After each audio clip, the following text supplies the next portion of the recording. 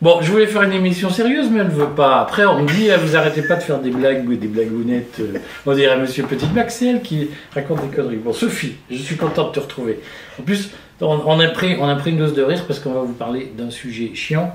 Donc, si vous êtes pressé, je le redis, puisque j'ai plein de... Ah, mais c'est trop long.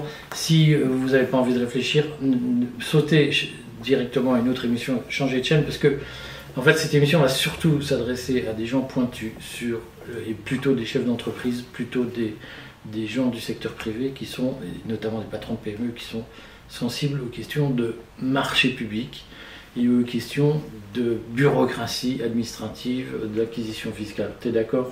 Oui, et la simplification, c'est compliqué.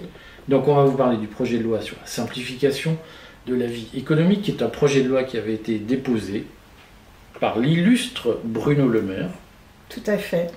Donc, l'héritage. Ça ne peut être que sérieux et compétent. Oui, et Attal, Premier ministre. Et Attal, Premier ministre, voilà. Donc c'est un sujet un peu aride, mais on va quand même souligner le danger qui pèse sur les PME françaises et sur la vie quotidienne. Je commence tout de suite par un chiffre, puisque officiellement il y a 1800 CERFA en France. Tout à fait. Et l'ambition de Madame Louwagie, c'est d'en supprimer 150 pour commencer. 150 sur 1800, c'est la simplification. Remarque. Donc, Sophie, qui est parfaitement rodée, je la laisse parler. Dis-nous, remets-nous ce projet de loi quand même dans son cadre et dans son calendrier de discussion à l'Assemblée. Oui, alors déjà, il faut souligner que c'est le seul projet de loi de toute l'année. Il y avait eu évidemment le budget... 2024, de toute l'année 2024. 2025, nous sommes en 2025. Il a été déposé en 2024, mais c'est vrai que depuis, à part le projet de loi de finances et le projet de loi de financement de la sécurité sociale, le gouvernement n'a produit aucun autre projet de loi. Donc c'est le seul, on y tient. C'est donc un rescapé à la fois de la dissolution et puis de la censure du gouvernement Barnier. Il avait été déposé en avril 24, discuté seulement au Sénat en octobre 24 entre une séquence budget et budget de la sécurité sociale. Et depuis octobre 24, en fait, il attendait dans les limbes de l'Assemblée. Donc ça y est, enfin, il arrive. Il y a eu en fait une commission spéciale. C'est pas une commission habituelle de l'Assemblée qui l'a examiné, c'était une commission spéciale qui a commencé à se réunir en fait dès fin novembre, dès fin octobre, début novembre. Donc tout était prêt depuis ce moment-là. Ça a accouché quand même de plus de 1300 amendements. Avec ce qui est surprenant sur un texte qui est très technique quand même. Oh non, mais ça suscite toujours dans ces cas-là l'imagination des assistants et de leurs patrons. Non, c'est surtout qu'on est sur un texte avec déjà plus de 60 articles. Donc ça veut dire qu'on est reparti pour les fameux textes comme sous Hollande, les ordonnances Macron. On avait commencé avec 40 articles et on a fini à 200. Donc je ne suis pas très très optimiste sur la taille de ce texte. Donc un texte de loi qui parle de simplification, qui va crouler sous les articles, déjà pour moi ça sent un peu... ça sent pas bon. Tu as préparé un plan que je publierai, donc vous allez pouvoir retrouver, elle a fait des notes très précieuses. Et c'est quoi les 4 sujets phares? En fait, il y en a 2 pour moi qui sont importants, mais 4 sujets phares. Alors moi, j'ai voulu m'arrêter à 4, parce qu'en fait, c'est un texte fourre-tout. Du coup, il y a vraiment de tout, et c'est un peu difficile de démêler l'important de l'accessoire. Moi, je veux vraiment m'arrêter à 4 thèmes. La suppression de ce qu'on appelle les comités Théodule, un peu dans l'esprit de Doge aux États-Unis ou de ce qu'a fait Milei en Argentine. Il y a un sénateur qui a parlé de comité de la hache. Ouais, on se la raconte un peu, c'est pas vraiment une hache, c'est un tout petit couteau. Oui, non, mais les sénateurs ont envie de se faire peur. Ouais, donc il y a les mesures de simplification, notamment pour les TPE. Ça, c'est vraiment très important, je pense, notamment pour nos auditeurs. La suppression votée par amendement des ZFE et de la PPE, puisqu'on a parlé il y a 15 jours de la PPE, donc là il y a eu une petite actualité la semaine dernière en commission là-dessus.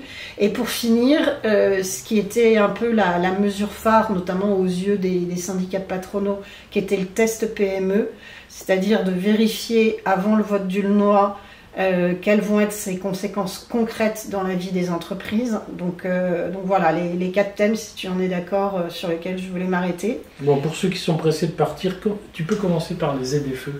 Les ZFE. Parce que c'est le sujet qui intéresse le plus les gens qui n'ont pas d'entreprise entre les mains. Donc, les ZFE, ça avait été décidé dans le premier mandat de Macron, sous la zone à faible émission. Voilà.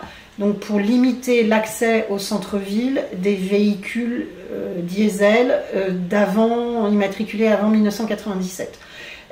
Clairement, c'est totalement le fruit d'un lobby. C'est le lobby qui vous met partout sur le périph' 48 000 morts par an. On sait que c'est totalement fabriqué.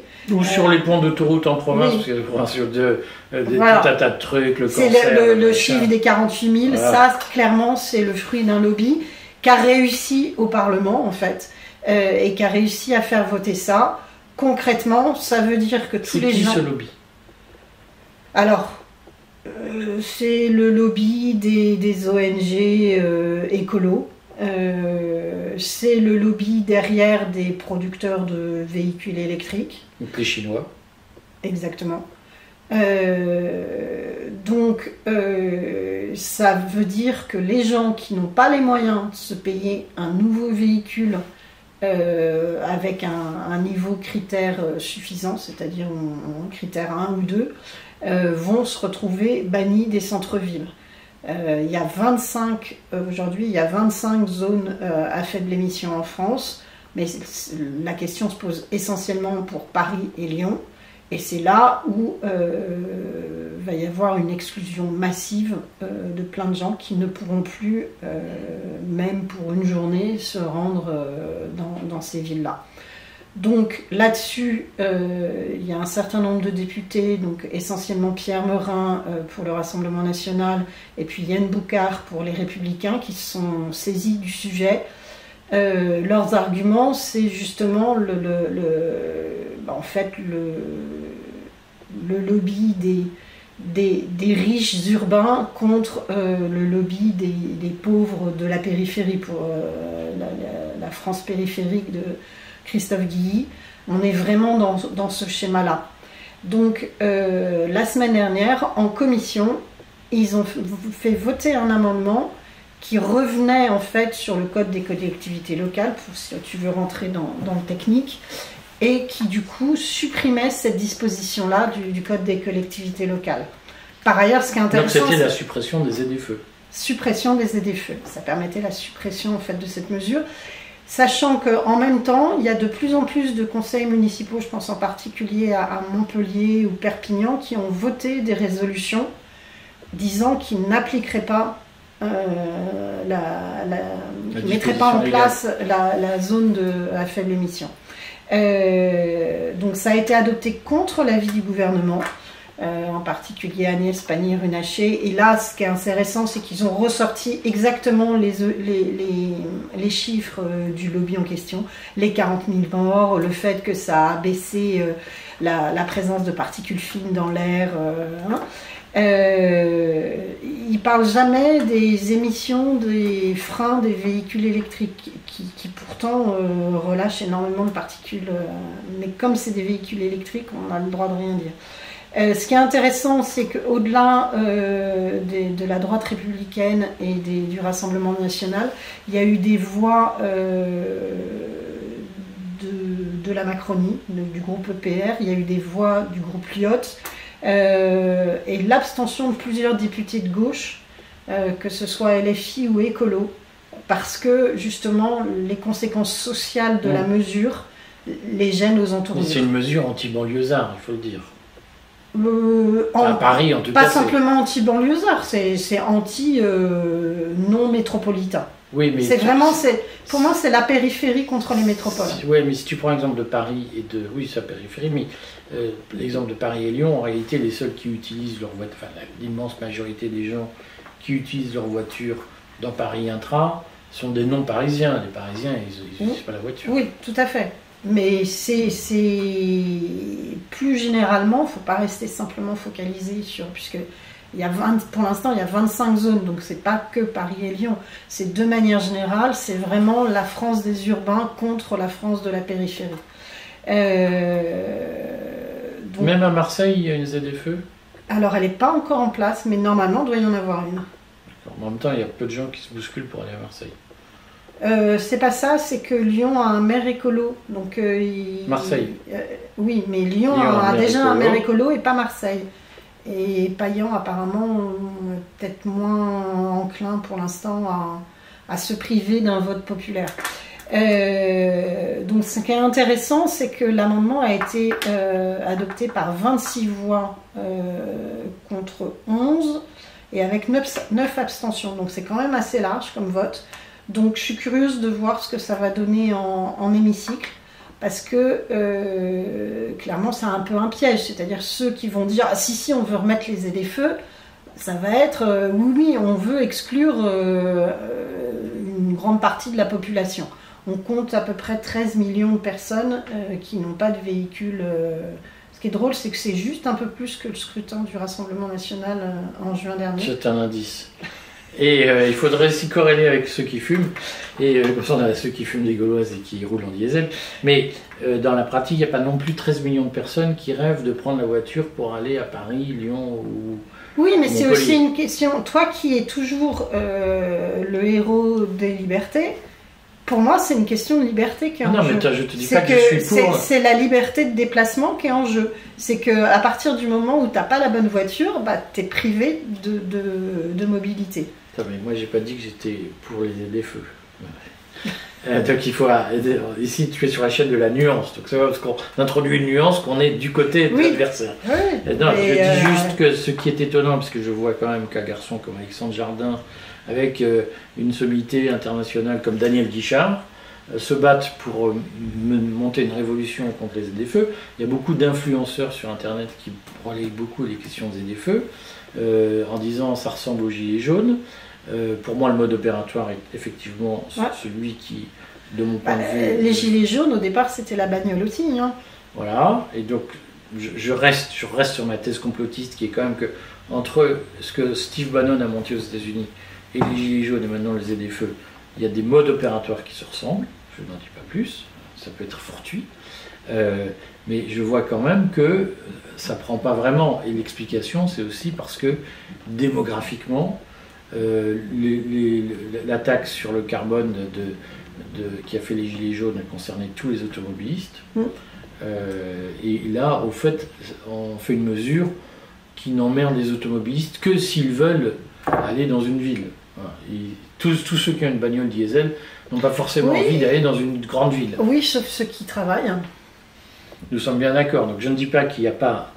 Je ne dis pas qu'il y a personne, que ça intéresse personne. Et je dis que démographiquement, ça a un moindre impact sur la vie quotidienne, même si ça a un impact sur ceux qui sont concernés, je ne le nie pas. Voilà. Mais est-ce qu'on a le droit de faire des nuances? Pas parce qu'on introduit une nuance qu'on est de l'autre côté. Ça n'empêche qu'on est quand même, avec les ZFE, typiquement dans un discours élitiste qui n'a aucune accroche avec la vie réelle des gens. Ah non, mais attends, à Paris, il n'y a aucun doute sur le fait que en tout cas, l'esprit d'Anne Hidalgo, c'est je suis de gauche, donc je ne veux plus voir de pauvres. Ouais, donc on va les virer. Enfin, on a tous bien compris que c'était effectivement une mesure de ségrégation sociale. C'est la meilleure solution pour lutter contre la pauvreté, c'est de cacher les pauvres.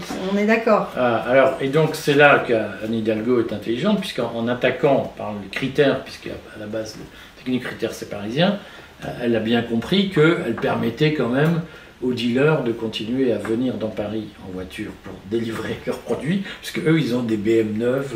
Exactement. Voilà. Et que ça ne touche que les banlieusards qui travaillent vraiment. Les marchands de drogue, eux, ils ont de quoi se payer une bagnole critère. Bon, celle-là, elle est faite. Bon, voilà. Ça veut dire que le gouvernement va revenir sur la mesure ou pas? Ils vont essayer, mais à mon avis, politiquement, c'est quand même pas évident comme discours. on est quand même sur quelque chose. Si même les écolos commencent à flancher là-dessus, je pense que la solution pour en sortir, ça va être de dire bon, bah, chacun va faire comme il peut, la liberté va être laissée au maire. Il paraît qu'Agnès Pannier-Runacher, il ne faut pas se tromper sur la place du I dans son nom, et Agnès Pannier-Runacher, je vais me tromper, qui est quand même liée à la famille du fondateur de Perenco, qui est le pétrole. C'est le pétrole.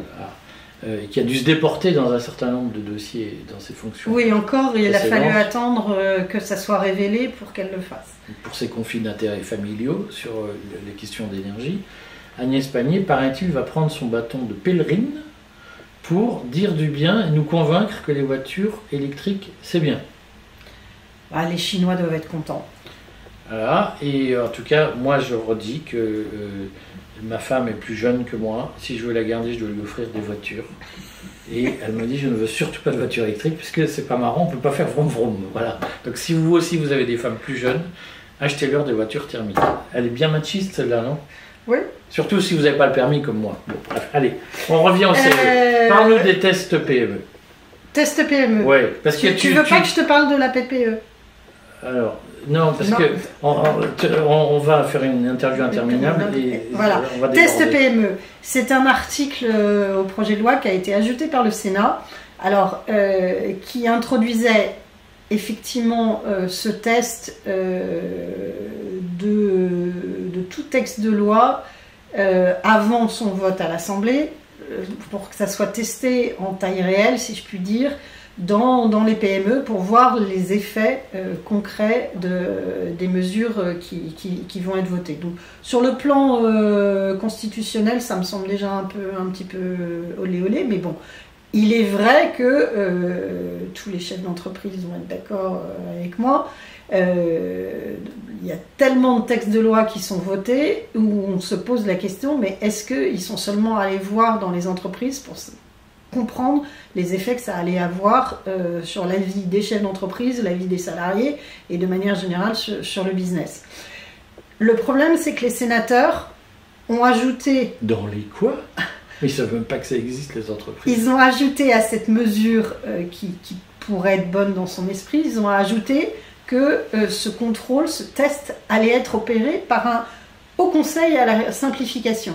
Alors, sachant que l'article 1er du texte de loi, c'était justement, on va supprimer les comités Théodule, un texte de cet esprit-là qui commence par créer un Haut Conseil à la simplification, ça me semble un petit peu foireux.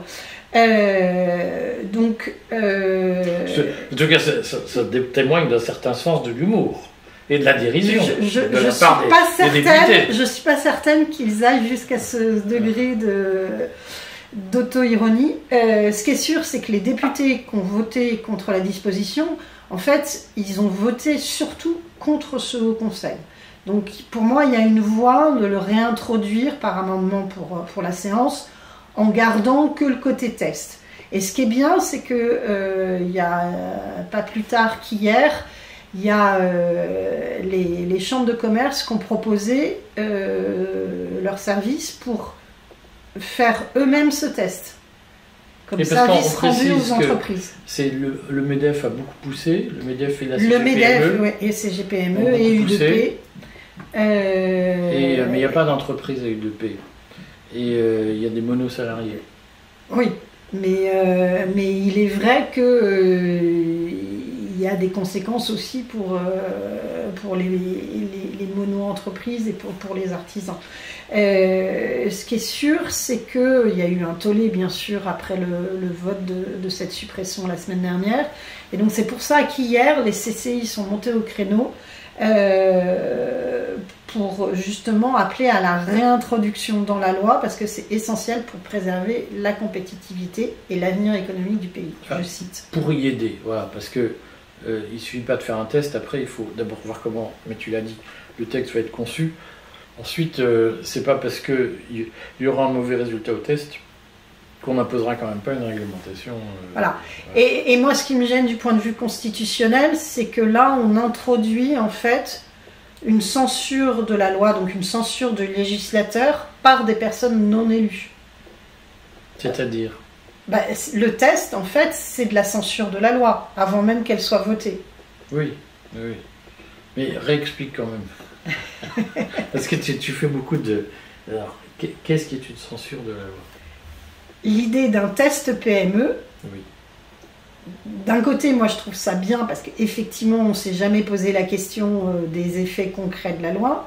Mais d'un autre côté, si on dit, il y a des gens, alors que ce soit un haut conseil ou que ce soit les CCI, qui vont arriver en disant, voilà, le texte de loi qui nous est soumis, on va voir quel effet ça va avoir. Et éventuellement, ils vont dire, non, cette mesure-là, vous ne pouvez pas la voter. Ça s'appelle de la censure. Mais c'est une incompétence négative. Et donc ça n'existe pas aujourd'hui dans nos institutions. Et je ne suis pas certaine que la Constitution soit tout à fait d'accord avec ça. Et tu penses que ça va être censuré? S'il y a censure du projet de loi, à mon avis, ça peut être censuré. Bon, en tout cas, ça participe de cette tendance qu'on a vue au moment de la loi spéciale sur les finances publiques, de déléguer à des organes que personne ne contrôle des fonctions qui sont en réalité du domaine du régalien. Tout à fait. Alors même que, je l'ai encore dit tout à l'heure, le texte de projet de loi commence par un article de « on va supprimer tous les comités de Théodule qui servent à rien ». Alors le problème, c'est qu'au passage, ils ont quand même supprimé des trucs comme le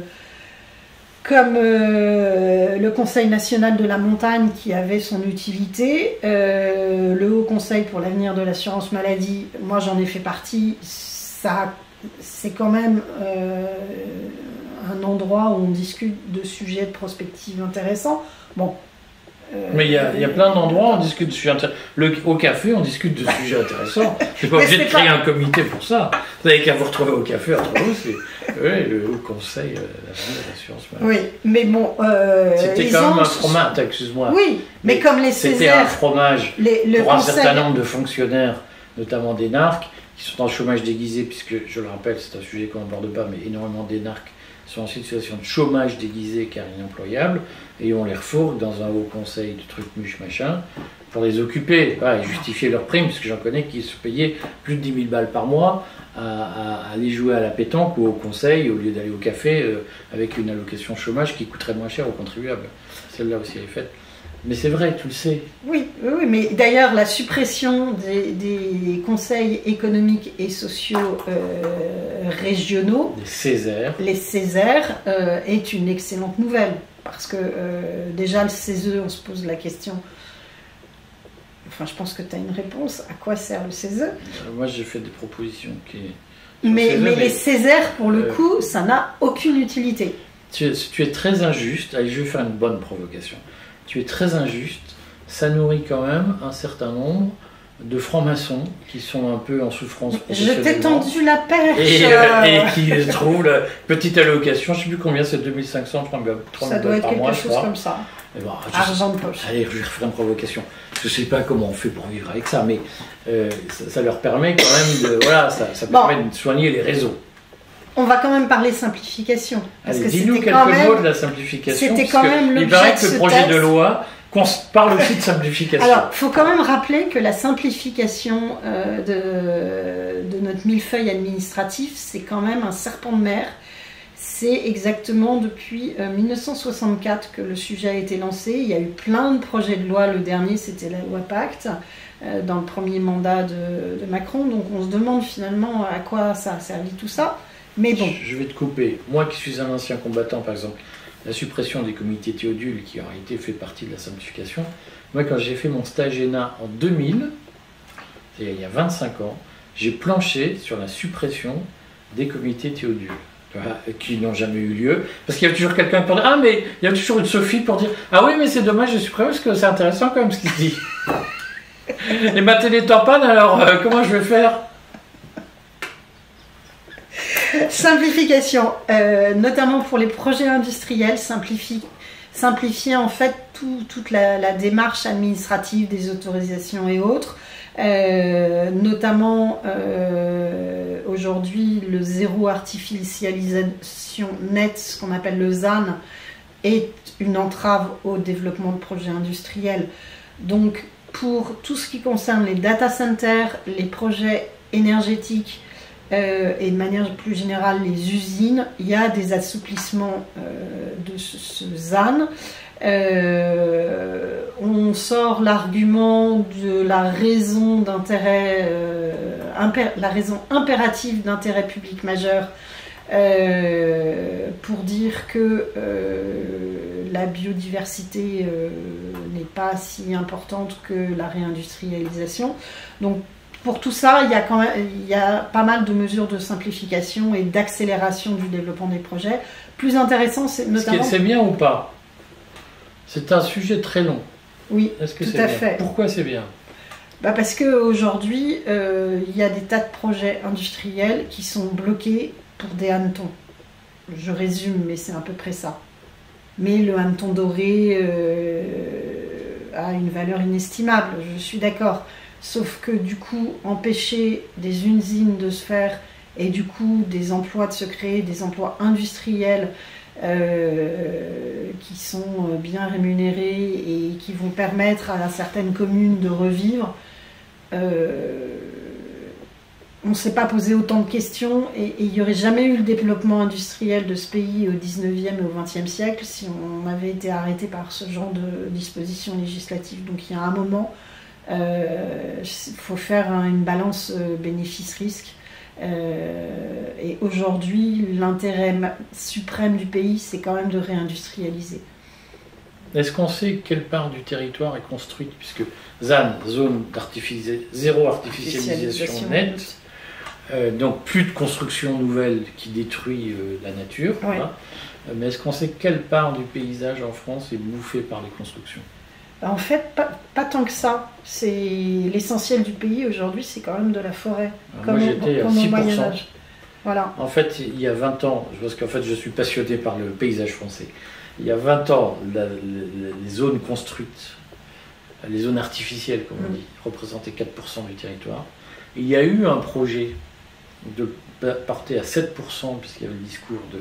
En fait, on a de la place, en Allemagne, ils sont beaucoup plus forts. Et moi, je pense qu'aujourd'hui, on est à 5,5-6% de la surface nationale qui est occupée par des constructions humaines. Sachant qu'une grande partie de ces constructions humaines, aujourd'hui, sont des friches.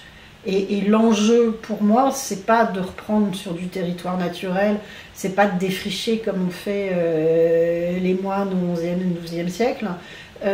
L'objectif, c'est de se réapproprier des friches industrielles, ça veut dire nettoyer, dépolluer les sols, mais reconstruire sur ces espaces-là. C'est là où on a une marge énorme et ça serait quand même beaucoup plus joli et beaucoup plus sympa pour les hannetons dorés. Réutiliser le bâti ancien. De manière générale, pour l'habitat également. Hein. Alors, ce projet de loi, il va passer ou pas? Parce on dit juste un mot des data centers, puisque j'ai vu, c'est les data centers, donc il va y avoir des mesures de simplification administrative pour créer des data centers. Et la quadrature du net, que souvent j'aime bien, mais enfin ils sont très Sciences Po, oui. Et a fait du sophisme. Ah oui, non, mais c'est quand même pas bien de dire. Et donc ils disent, les data centers, c'est écocidaire. C'est-à-dire que c'est vrai. Ça veut dire, on sait qui il y a derrière la quadrature du net. C'est qui? C'est derrière, tu vas avoir des gauchistes écolos. Ça, c'est tout en nuance. Écocidaire, c'est pas forcément très nuancé. Bon, en tout cas, c'est vrai que les data centers sont très consommateurs d'énergie et donc aujourd'hui de ressources fossiles, puisque pour héberger des... c'est pour ça qu'il faut du nucléaire et notamment des SMR. Et dans cette affaire, on voit bien que c'est toute la difficulté des exercices de simplification. Je le redis, moi, j'ai comme fait un peu d'administration, ça fait des décennies maintenant qu'on parle de tous les 4 ans, on va simplifier. Tous les 4 ans, on va d'ailleurs créer un comité de simplification, et puis la loi suivante, un haut comité supervisant les comités, tout là, et puis on ne simplifie jamais rien, parce que tant qu'on ne sera pas en faillite, on ne simplifiera rien. Mais le problème, c'est que la simplification, ça se heurte toujours aux gens qui trouvent une bonne raison de ne pas simplifier dans une petite zone. Et la coalition de tous les gens qui disaient « Ah mais pourquoi ça ?» et pas autre chose. Mais comme sur la dépense publique, tout le monde trouve une bonne raison de ne pas supprimer de la dépense publique. C'est corrélé. Hein. Alors donc, le texte, il va passer ? Il va forcément passer, oui. Mais dans quel état, c'est la question. Donc, je pense que, comme on l'a dit, ZFE, ça restera, parce que politiquement, ça devient difficile de revenir dessus. Surtout que les esprits sont un petit peu échauffés, non?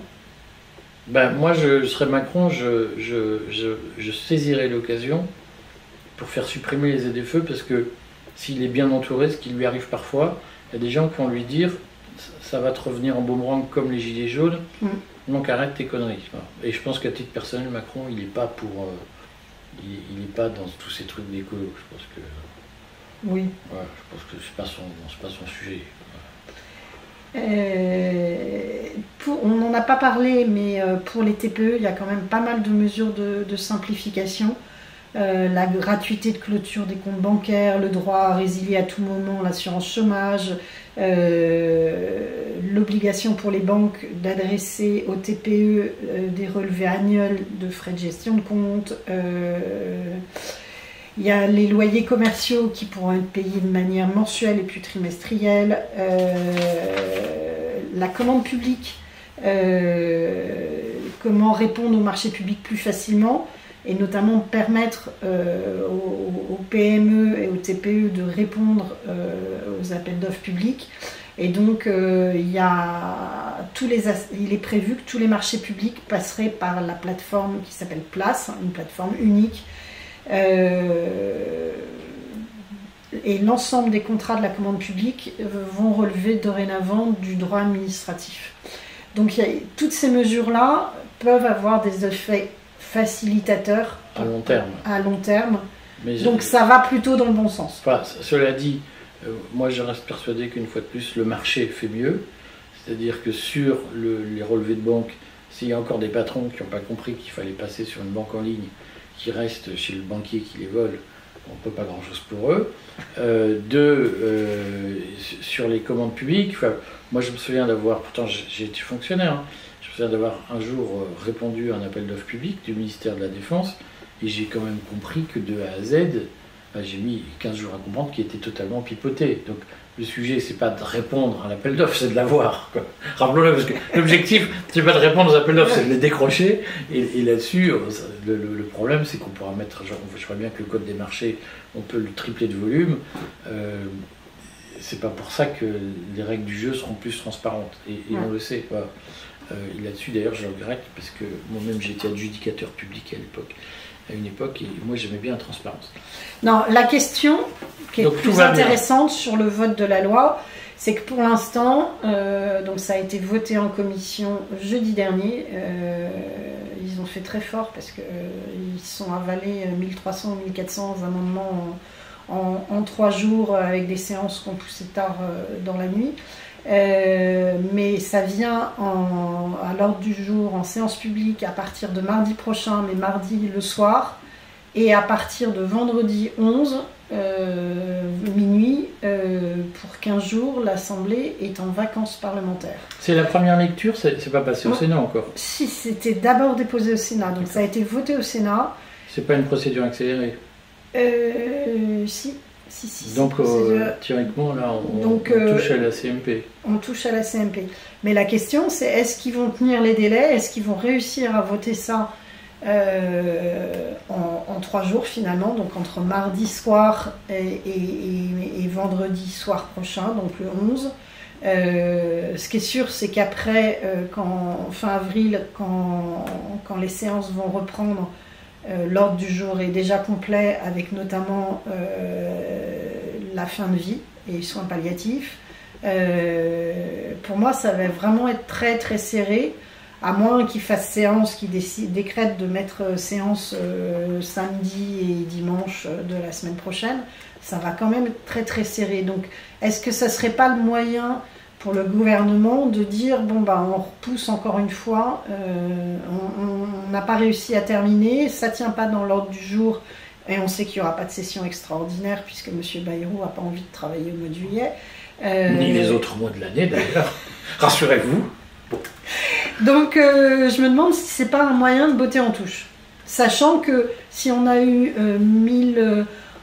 il y avait 1600 amendements déposés en commission, il y en a à peu près 300 qui avaient été déclarés irrecevables. Donc ça, ce n'était que la commission. En séance, en général, c'est un coefficient de 3 à 4.